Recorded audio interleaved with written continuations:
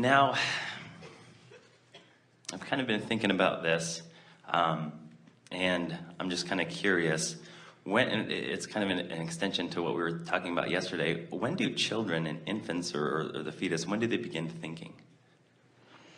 Well, you sort of picked up right where we were before segment of refreshment when we were talking about vibration. Mm-hmm. And you're also picking up on the discussion we had yesterday about how vibration and thought are the same thing. When a vibration is vibrating, you could say it is thinking. So you think a thought and then the thought thinks. And so at many levels of their being, they are vibrating. So you must call them a thinking being. But we know what you're talking about. When does this being that is becoming, that is forming in the mother's womb, that will be birthed into the physical experience, at what point does its consciousness as you know it to be come forth? And we say, not easy to answer because there are variables, and not easy to answer because every part of them is already vibrating and then thinking. But usually that consciousness in the way you mean it enters upon first breath. That does not mean that but you see, the reason that this debate over all of this is so volatile is because, and even as we've been talking in this gathering here today, you recognize that you are before you come forth into this body, and we promise you, you are thinking from that vantage point.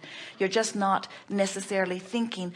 You see, the source within you, here it is, the source within you does not need a physical vessel in order to perceive this time-space reality. So source is thinking about all of this, but does not necessarily need this particular vortex to flow through. Once this baby has consciousness, that's when source then begins flowing through that. Now let's take it a little further. When you sleep, do you have an active point of attraction going on in the way that we mean it? Yes. No. No.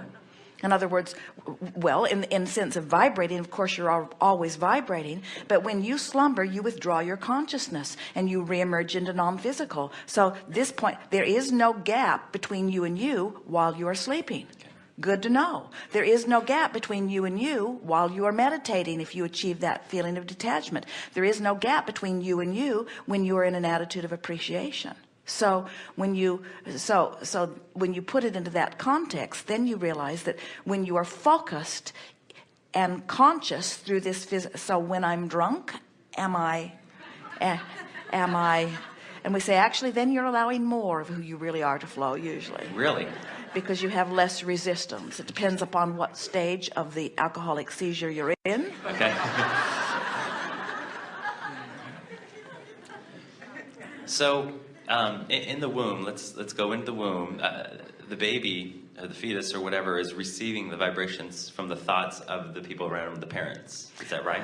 Certainly acclimating and can begin on a cellular level to resonate with the vibration of what's going on around. But you gotta know that the source within you is the dominant vibration through all of that. That's why we say when you were born into this physical body, you were at that place of pure positive energy. That's the perspective that you hold coming in. Okay.